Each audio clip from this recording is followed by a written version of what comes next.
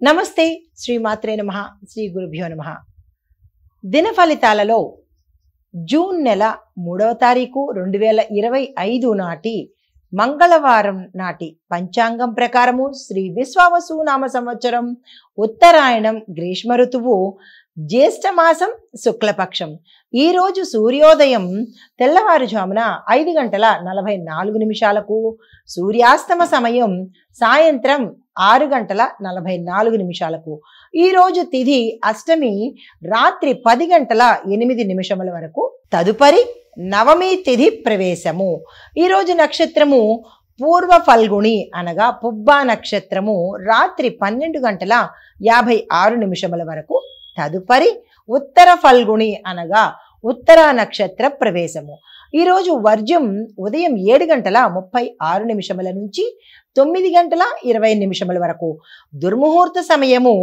ఉదయం 8:20 నుంచి 9:12 వరకు తిరిగి మరలా రాత్రి 11:08 నుంచి రాత్రి 11:52 వరకు రాహుకాల సమయం మధ్యాహ్నం 3:29 నుంచి సాయంత్రం 5:06 వరకు యమగండ కాలము ఉదయం 8:59 నుంచి 10:36 వరకు బ్రహ్మముహూర్త సమయం తెల్లవారుజామున 4:08 నుంచి తెల్లవారిన తర్వాత 4:56 వరకు అమృత ఘడియలు సాయంత్రం సమయంలో 6:21 నుంచి 8:05 వరకు ఈ రోజు అభిజిత్ ముహూర్తము ఉదయం 11:48 నుంచి మధ్యాహ్నం 12:40 వరకు ఇది నేటి దిన ఫలితాలలో పంచాంగం.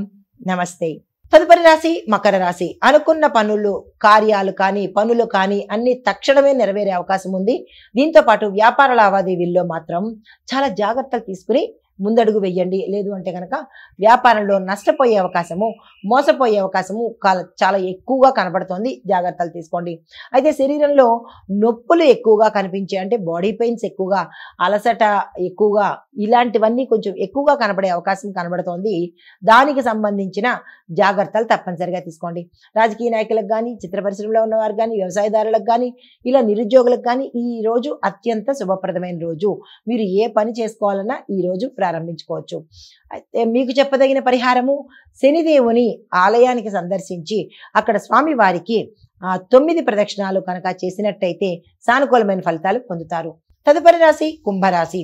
ఈ రాశిలో ఉండే వారికి పరిస్థితులు మీకు అనుకూలంగా ఉండబోతున్నాయి. ఉద్యోగంలో గుర్తింపు కనబడుతుంది. కుటుంబ సంబంధాల మీద దృష్టి పెట్టే ప్రయత్నం తప్పనిసరిగా చేసుకోండి. వ్యాపారస్తులకు రాజకీయ నాయకులకు చిత్ర పరిశ్రమలో ఉండే వారికి విద్యార్థులకు అందరికీ మిశ్రమ ఫలితాలే గోచరిస్తున్నాయి. పెద్దగా చెప్పుకోదగినటువంటి ఫలితాలేమి ఈ రోజు కనపట్టలేదు. అయితే మీకు చెప్పదగిన పరిహారము శివ పూజ తప్పనిసరిగా చేయండి. శివ ఆలయాల్ని సందర్శించే ప్రయత్నం చేసుకోండి. తదుపరి రాశి మీనరాశి. ఈ రాశిలో ఉండే వారికి ఆర్థిక ఒత్తిడి అన్ని రంగాల్లో ఉన్న వాళ్ళకి చాలా ఎక్కువగా కనబడుతోంది. ఖర్చులు నష్టపోవడాలు ఎక్కువగా కనబడుతున్నాయి. జాగ్రత్తలు తీసుకోండి. పనుల్లో నిరాశ కనబడుతుంది. కొన్ని పనులు అవ్వకపోగా పోస్ట్ పోన్ అయ్యే అవకాశము అంటే జాప్యం జరిగి తదుపరికి వాయిదా అయ్యే అవకాశం కూడా ఎక్కువగా కనబడుతోంది. స్నేహితుల సహాయము మీకు సకాలంలో అందుబాటులోకి ఈ రోజు వస్తుంది.